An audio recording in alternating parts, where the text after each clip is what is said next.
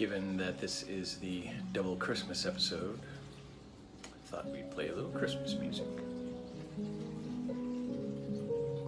So I hope everyone is well today. And welcome to episode 9 of Cooking with Crick. Today, we will be making the first part of our Christmas dish, butter tarts. And today we are making the dough. So for those of you who don't know, butter tarts are basically, they're Canadian, as far as I know, originated in Canada. And they're basically mini pecan pies without the pecans. But you can add pecans. You can add a number of things, but traditionally they are basically just a crust with a very similar filling to pecan pie.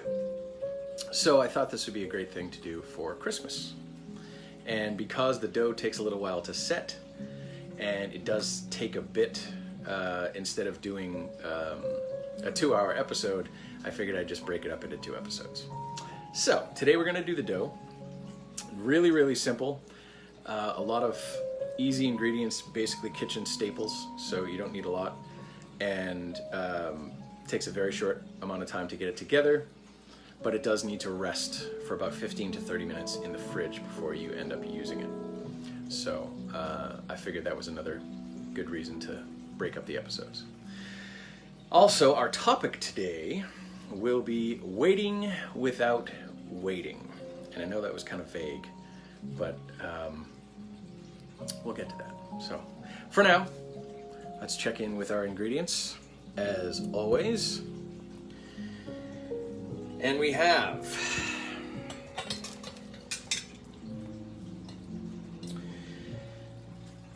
2 1/4 cups of all-purpose flour. I have 2 forks that will help with the mixing. Also, if you have a pastry cutter, that is the traditional way to do this. I have tried it with both, and I actually really like the 2 forks. They're a little more manageable and versatile in that way. So we have our white vinegar, we have our salt, we have our teaspoon and half a teaspoon for the vinegar and salt. We have a stick of butter, 1 egg, 1/3 cup of ice water, and basically I just pop a small ice cube, fill it up with water, and just let it sit while I prep to get the water nice and cool. And this is just an extra 1/8 cup of flour just for dusting purposes. So that's not necessary for the recipe. We just need it afterwards to make sure the dough doesn't stick to the counter or anything. Okay, so getting started on this, really, really simple. You have your dough already, and you add the entire stick of butter. And you want to make sure you get this fairly low, because you drop this from too high a height and you just get flour everywhere. I'll leave that over there. And then we take our 2 forks and we're just going to squish this in. Also, I said butter from the fridge, so this should not be really squishy room temperature butter. It needs to have a little bit of firmness to it, but obviously you don't want it too cold because then you can't break it up. So that kind of refrigerator firmness is good. If you can take it out, maybe even like 10 or 15 minutes before, that will soften it up a little bit, so it's a little easier to mush around. But you just don't want it completely squishy. So it's kind of one of those things you have to fool around with. But when this is done, the flour should have the consistency of wet sand.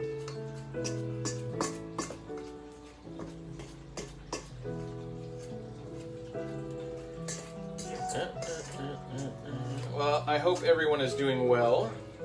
despite the challenge of this year. And that however you're spending the holidays, whether it's Christmas or Hanukkah or otherwise, that you are able to at least communicate with your family, friends, and loved ones, and that you're not spending it completely alone, even though many of us are spending it physically alone. It's obviously one of the great benefits of holidays. I am one of those weird people that loves the holidays. I really do. I've always been a people person. I grew up in a huge family, and I really enjoy holiday and family gatherings. And maybe it's just because I was going to say family gatherings in general, but it's not just family gatherings. I think the reason why Christmas for me was always such an enjoyable holiday was it was the time that no matter what was going on and how many challenges were happening between family members or whatever, it's like, all right, can we just cool it for today?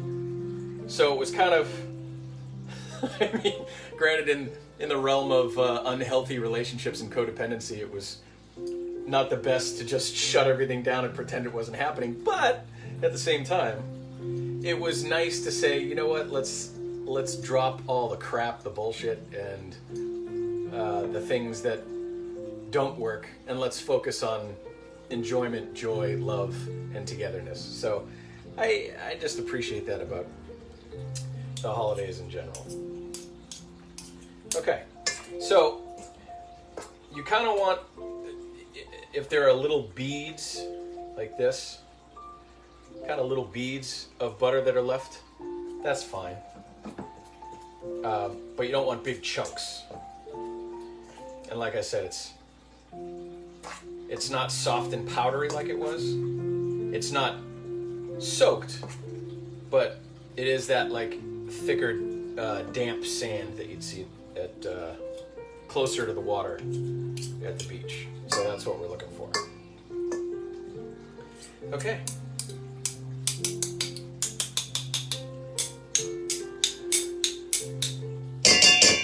You like it? I wrote it myself. Okay. So now I have already cracked my 1 egg into a bowl. I am going to add my cold water. That's there. I'm going to take our white vinegar and do a teaspoon.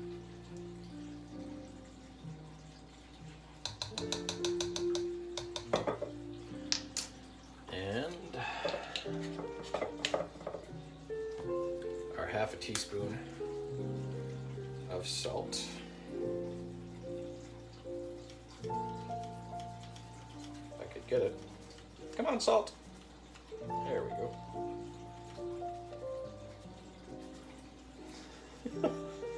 Dear God, man. Okay.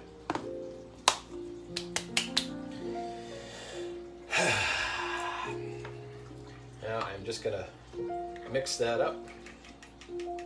You don't want to beat the egg, you just want to give it a mix. So as long as it's generally incorporated. There we go. So you want to kind of like an egg soup almost, but not scrambled eggs. Then in your dough, you want to just make a little area in the center where this is going to fall in nicely.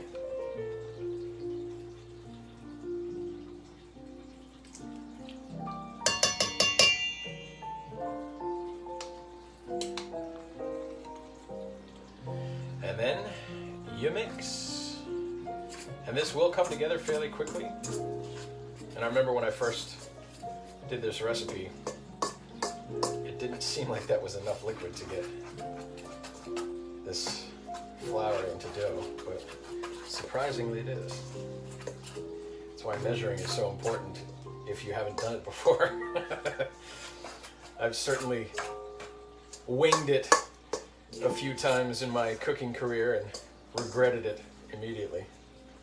And sometimes not immediately, sometimes well into the recipe, which is never fun.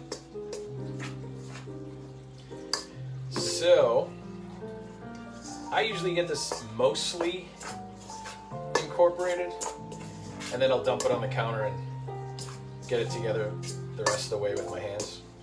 So, and like I said, it seems like you need more liquid, but once you pour it out and start moving it together, it comes together pretty well. So, the other thing I like about this dough is that because it's non-yeast dough, you don't have to worry about it rising or anything like that. You want to let it rest a little bit, like I said, 15-30 minutes in the fridge. But other than that, you technically could take it right from here and cook with it. It doesn't need to set. It's better if it does, but it's reasonably fine if you don't.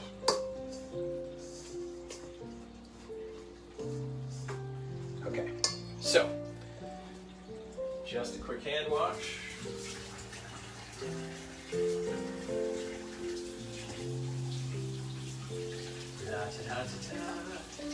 Please enjoy the music while you wait.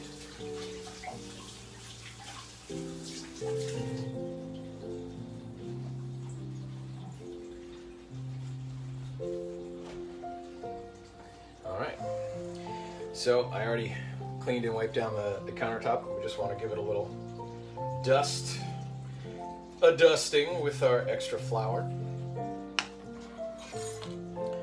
Making sure most things are out of the way.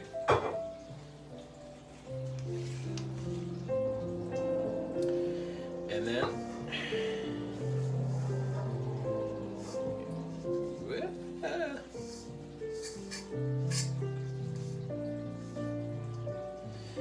now, I gotta be honest, this is a little less incorporated than it has been in the past when I have poured it out on the counter, but that just means it's going to take a little longer to do it by hand, but it should be fine. So you just kind of bring it all in and keep giving it a squeeze.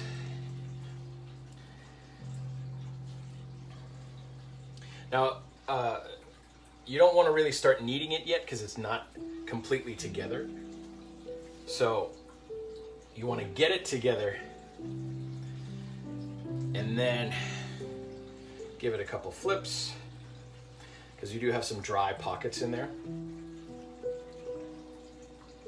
And the more you work with this, the more it'll incorporate. So, and hey, the great thing about any kind of dough is if you don't get enough, either, too wet, too dry, you can always add more, which is why you should always be conservative when making dough, any kind of dough, especially if it's your first time or first few times making it.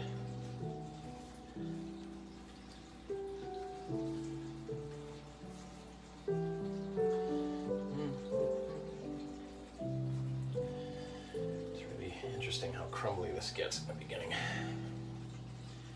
And like I said, this is not a bread dough. This is a crust. So it is going to be different. It's going to be a lot more flaky than a bread dough or like a pizza dough. Hi, Amber. That is Charlie's bowl. You are correct. I decided to use that one today. So we're starting to get a little... This is more...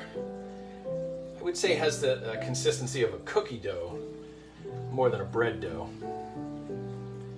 But now we're starting to get there. We can start folding and folding. We need just a little bit. Starting to stick to the counter.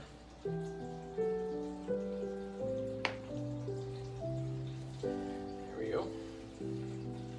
So you don't want to overwork this either. You just really want to make sure it's incorporated. And as it continues to come together, it'll start to get a little, I don't want to say sticky, but damp. So it's less crumbly and more damp. And that's what you're looking for. You want it to be damp. So if it's still too crumbly after a little while, you can just sprinkle it with a little bit of water.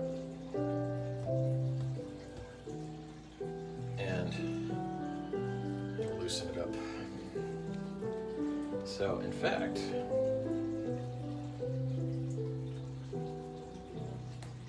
I'm going to give it a tiny bit. See, I just put a little divot in here, and then I'm just going to sprinkle, like literally just a splash of water. Get that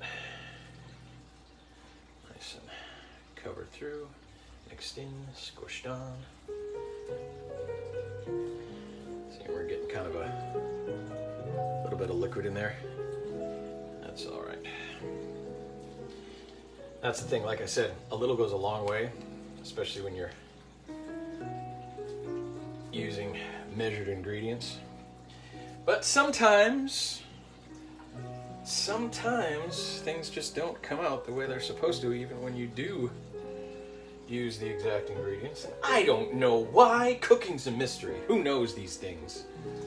Well, you know, little variations in temperature and all that good stuff. So quality of ingredients, so many different factors that come into play here. But okay, that little tiny bit was exactly what we needed, and this is feeling much more on point. So that's really it. So like I said, you don't want to overwork it, but you do want to make sure that it is properly mixed and blended. And we have been working it a little bit while we've been doing that. I like to take it between my hands like I'm doing, and just kind of giving it a squish, turning it sideways, giving it a squish, and there we go. So now what you want to do is you're going to get some plastic wrap. I have some right here.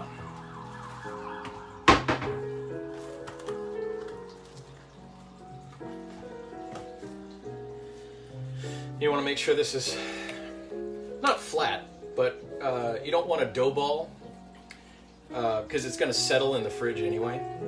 You want more of kind of like a giant burger patty, close to a hockey puck type of thing. So, and you don't have to dust this before you put it in the saran wrap. The saran wrap will peel right off when you're done, which is great. And I love it. I said saran wrap, not plastic wrap. Let's have a Kleenex and Xerox something. Okay. So literally, just putting it in the plastic wrap. Plastic wrap is like the bane of my existence. And you are just going to fold it over, wrap it up.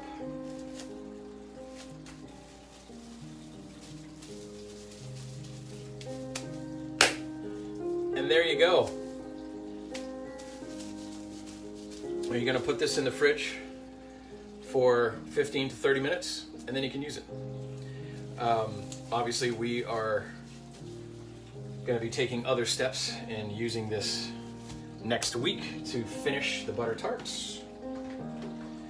But like I said, it's simple, it comes together fairly quickly. I'm going to move this out of the way.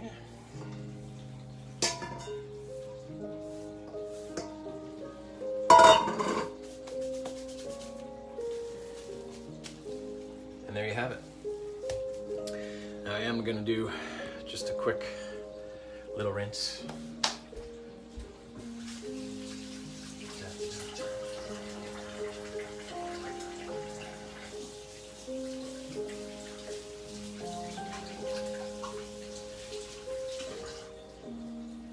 Get that dough off my hands.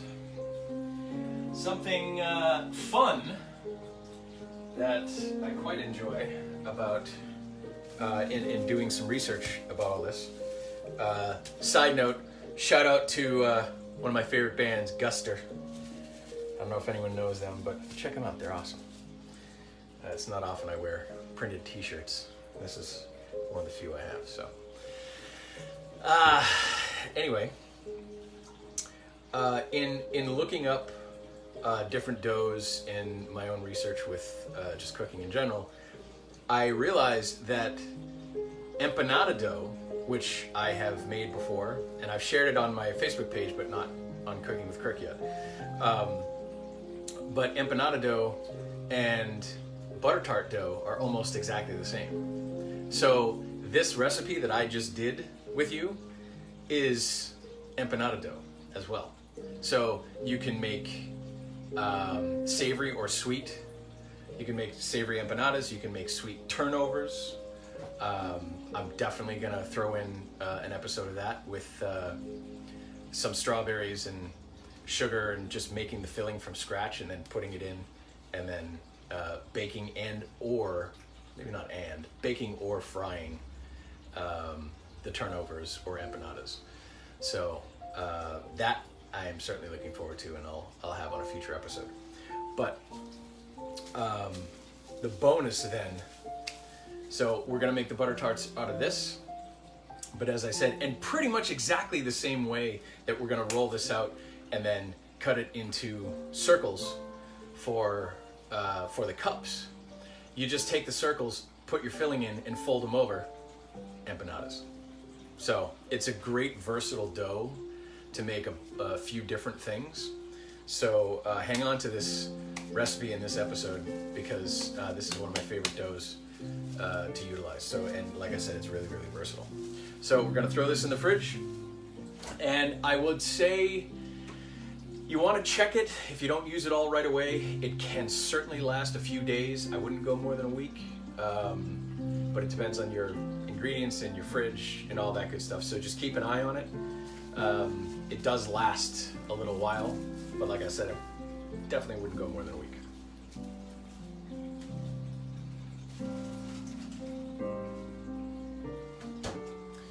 All right, that was a simple one. So now we are going to chat a little about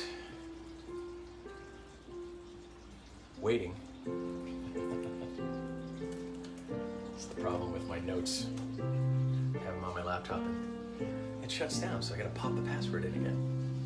So, waiting without waiting. What do I mean by that? Well, just a little tidbit to read to you. You're setting an intention and waiting for it, but still taking action in your life. You're not biding your time, just waiting, but you're being patient about what you've intended to show up. So waiting without waiting is patience, not inaction. And I wanted to touch on this because, well, number one, we're coming up on Christmas, and it's always a Christmas, it's coming soon, I don't want to wait. And I just remember that as a kid, you know, being so excited, and you're constantly thinking about it, so it seems like it takes forever. So, The Secret. I'm sure many of you have heard of this. It was a book that came out in 2006. It turned it into a movie. There was actually another movie in 2020 that was based on the principles of The Secret, more of a romantic dramedy. And Bob Proctor, who is one of many self-help, I don't want to call him a guru really, but a speaker and author. He helps people improve their lives.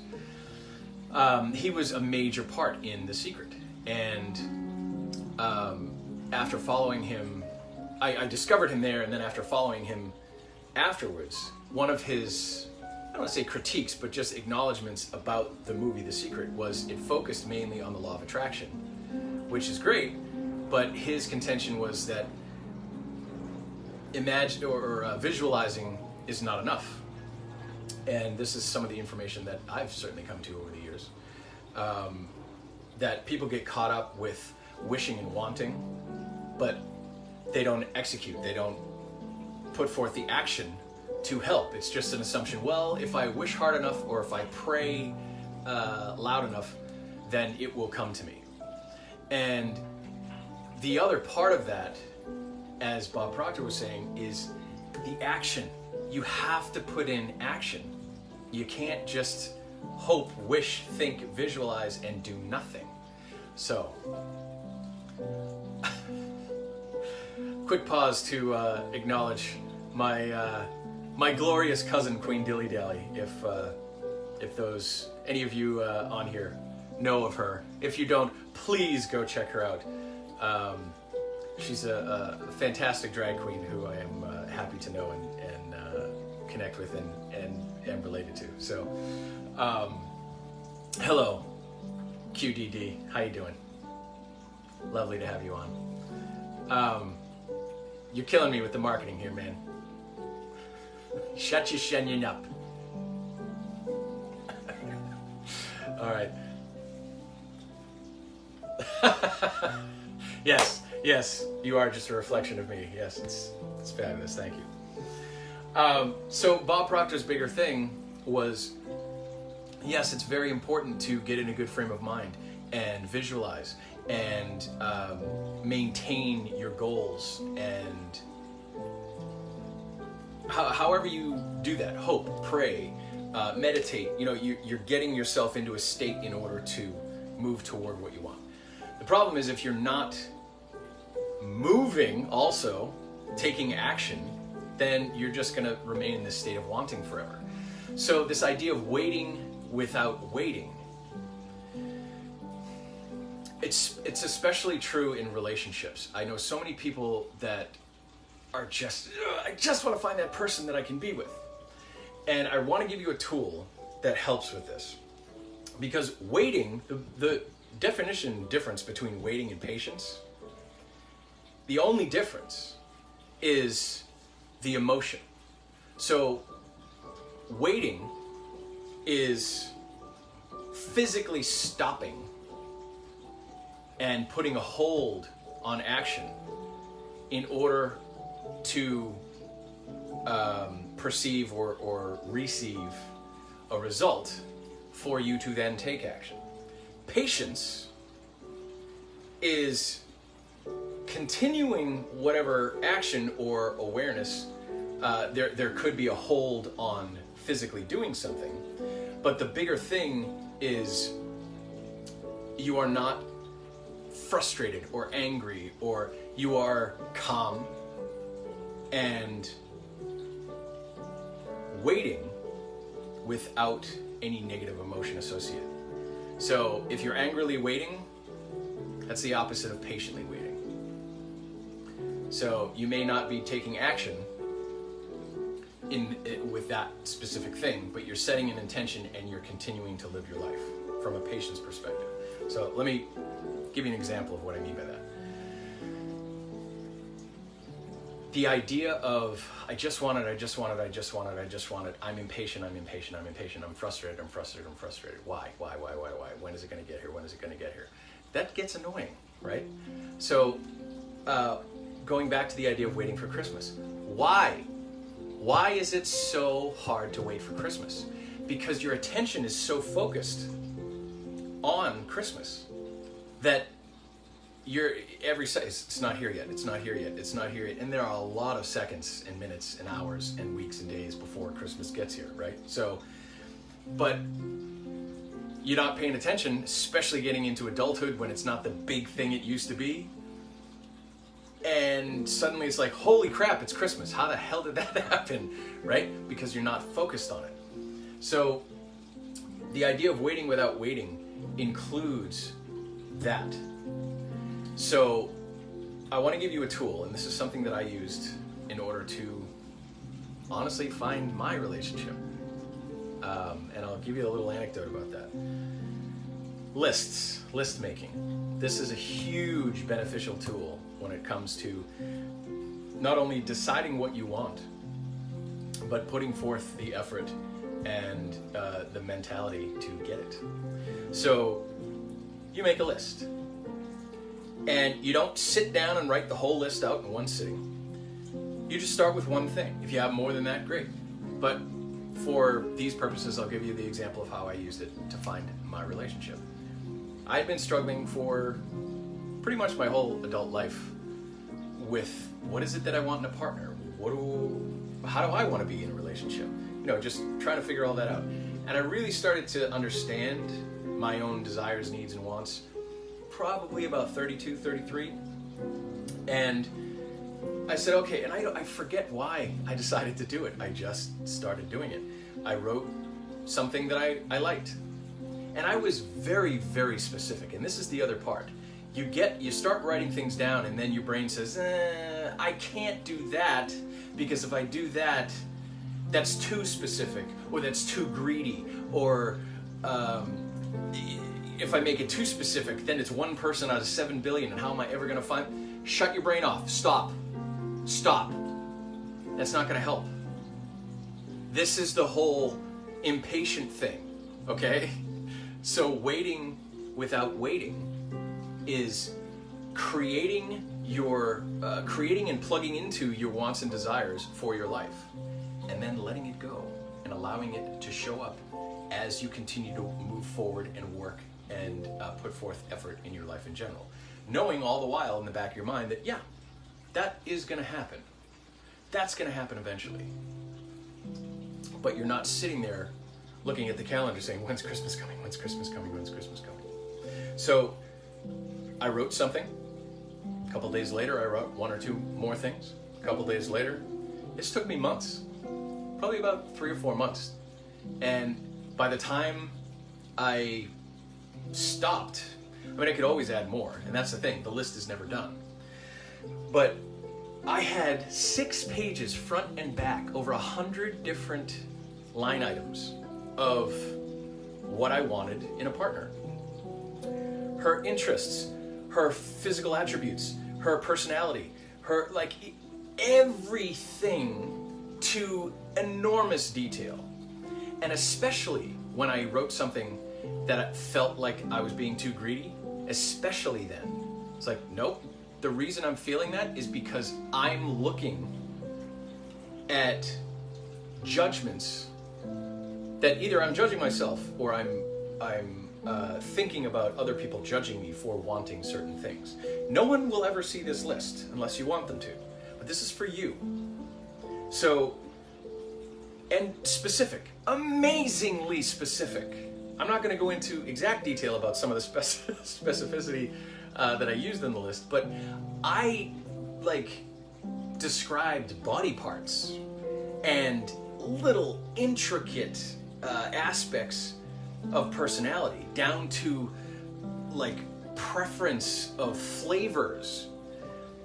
So it just, I had this amazing experience of my pre-programming and other beliefs trying to stop me and say, no, you can't do that, because that was coming from other people. But all the while saying, well, why can't I do that? Oh, that's too greedy. Well, if the other person in the relationship wants it too, why is that greedy? It's not. What you're really saying is, I don't believe someone of this specificity is out there, so I'm going to be conservative with what I ask for, so I have more options or more chance of meeting this person. What you're actually saying is, I'm not going to ask for what I want. I'm going to ask for a range of what I'd be willing to accept, because I feel like there would be more chance of me getting that. That's what you're really saying. So you do not trust the process. You just assume that, well, I'm going to have to settle anyway, so I might as well just get to it. Don't do that to yourself. So as I said, 6 pages front and back, over 100 different items, and I let it go. Every time I was like, oh, I gotta write that down. And then I ran over, found my notebook, and wrote it down. Put the notebook away, forgot about it, got back to my life, lived my life, did what I needed to do. I was waiting without waiting. I wasn't sitting at home going, when is that girl going to show up? I don't know. I'm waiting because I set an intention. I created something that I want. I acknowledged that I am worthy of receiving it. I know it's out there because it has to be, because otherwise I wouldn't want it. And I allow the rest to happen. I live my life according to those principles. I do believe it will show up. I don't know when. I can't, harp on it every time I go somewhere. Is that her? Is that her? Is that her? That's still not waiting. Or excuse me, that's not being patient. So it's that whole combination. Again, I'm always going for balance. You got to put it out there, but you can't sit there impatiently and expect it to show up immediately. So I put it away and went on with my life. So 2013 or so, I started this. 2014, August of 2014, I started dating my wife. Of course, I didn't know she was going to be my wife at that point. But about 3 months in, I found the notebook, because I hadn't looked at it in months. I found the notebook and I opened it up and I just started reading. And my eyes got wider and wider and wider and bigger as I kept reading. Out of 100+ items, things from physical attributes to personality type to certain likes to certain interests, all of the stuff as detailed as possible. She missed 5. 5 out of 100+. And I was blown away. I was like, there is no possible way that could have been. How? And it happened less than a year after I did the list. And I didn't have to travel across the world to find her. So your only limitations are the ones you put in place for yourself. You have no idea what's in motion outside of your experience.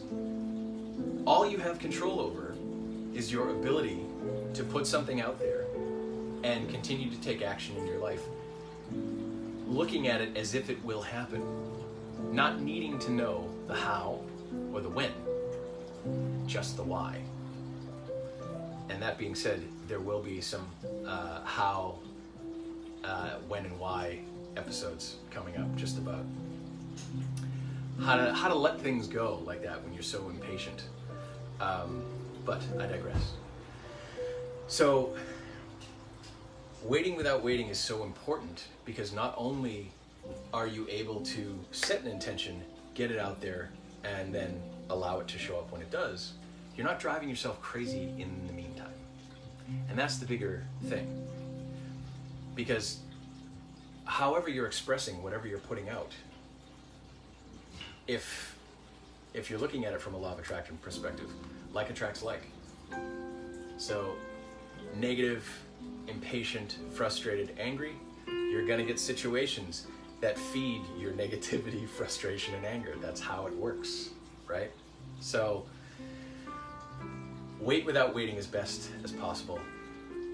It's just acknowledging what you want, knowing it will come, putting an intention for it to be in your life, and then being patient.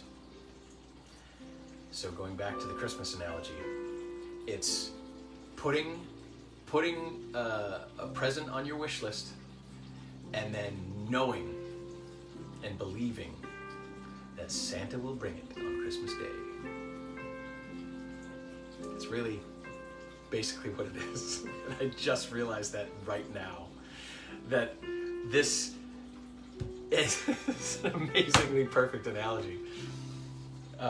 And I wouldn't be surprised from a history perspective if there was something associated with that from Christmas past. But in this situation, Santa is the universe, God, source, whatever you want to call it. And your Christmas list is whatever you want in your life. And then you just have this excited anticipation with a foundation of patience.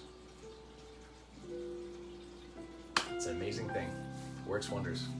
I've started lists in many other aspects of my life, but that one story, and I am now 6 years into a marriage with this woman, and I have a beautiful daughter, and she's the love of my life. I still love her the exact same as I did the day I married her. So I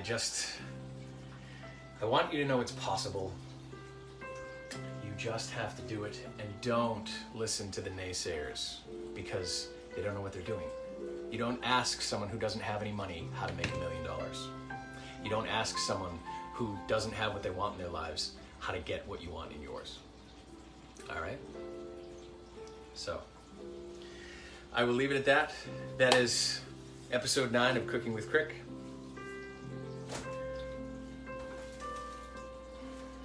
We have our butter tart dough that you can use for empanadas and turnovers. Any sweet or savory type of folded pastry you can use this dough for, as well as the butter tarts. So we're going to get on that next week. I will have another topic that will be announced in a few days. And I will just say happy holidays to all of you, and I very much appreciate you showing up and saying hi. So, there's nothing I have to eat. I usually have something to munch on before the end of the episode. It's the first time. All right, well, here's to you all. Happy holidays. Thanks for sticking around. And remember, patience. Wait to wait. See you next week.